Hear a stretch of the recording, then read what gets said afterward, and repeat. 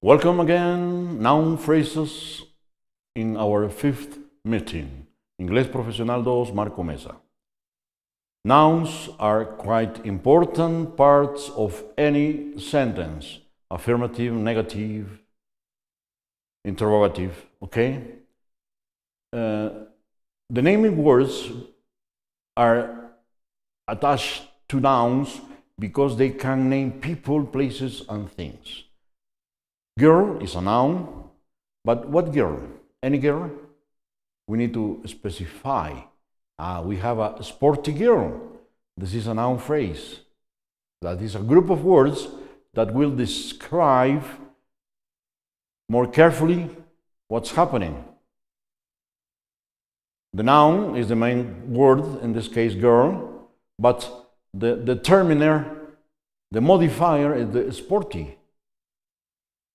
Okay, so we need to understand that a noun by itself is a bit general, normally really general, but with a determiner it will specify what we are referring to. A noun phrase will include a noun that could be a person, a place, a thing, whatever, and a modifier that will distinguish the particular situation we have from others. Dog is quite general, but we have here a black dog that is on the sofa, because black dogs are also a lot. There are many black dogs, but we have one that is on the sofa. Okay, this is a noun phrase that specifies very closely what we are talking about. Okay, as here we say that the noun is the subject in a sentence, but that dog is specifying strictly which dog is, and that dog we are specifying is barking, so we know which dog is barking. That is the purpose of a noun phrase. Again, the dog, but in this case is on Audrey's dog, an old dog. We have also a dog. Is the only dog we have at home, so it's the dog on the sofa again that scratches. Okay? Now we have the neighbor's dog. Okay, and that dog also chases our cat. So we have the neighbor's dog that chases our cat. I think you have noticed that all these groups of words are acting as the subject of the sentences. The dog is barking, the dog is the subject. On Audrey's dog is also the subject of the second sentence. The dog on the sofa is the subject of the third, and the neighbor's dog that chases our cat is the noun phrase that is acting as the subject in the last sentence.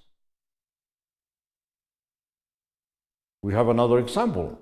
The dog digging in the new flower bed is also acting as the subject of the sentence. Needs is the verb and training is the object or the complement. Okay? Modifiers can be a lot of types of words. For example, we have a girl and we can use a modifier before it. Beautiful girl, nice girl, old girl, young girl. Or after, for example, we have the shining, a shining on the sky. The shining that diminishes. That diminishes is a modifier and it goes after the noun we are using. Another example, dog, a general, a dog, one dog, any dog, but that dog, we know which dog we are talking about. We can also use possessive nouns on Audrey's dog, the neighbor's dog, the police officer's dog. It's relating to the owner. Possessive pronouns, obviously, our dog, her dog, their dog. And we can use also adjectives. That dog, baby dog, the spotted dog, the bad dog. And we can use also participles of verbs. The drooling dog, the barking dog, the well-trained dog. The modifiers also go after the noun. A dog on the loose. A dog that has no restraint. The dog in the front seat. The dog behind the fence. All these examples have the modifier after the noun. The dog that chases cats, and etc. The dog that won the championship. We also have participle phrases acting as noun phrases. The dog whinnying for a treat. The dog clipped at the grooming salon. The dog walked daily. Or in infinitives, the dog to catch, the dog to train, the dog to adopt. Okay? Please, again, I'm advising you to go through all these slowly after we finish this presentation. Please replay as many times as you need this presentation. Try to understand everything that goes on it. He who was green with envy, he is a subject pronoun, and the modifier is he who was angry with envy. This sentence, because has a subject, a verb, and an object, is a modifier. So a noun, in this case a pronoun, is modified by one sentence. Someone intelligent. Intelligent is a noun, someone is the modifier that amplifies the meaning. Some very important. We have important thing, some very important. Normally it refers to people, and we have the tribal chiefs in this case. Okay, how to form noun phrases?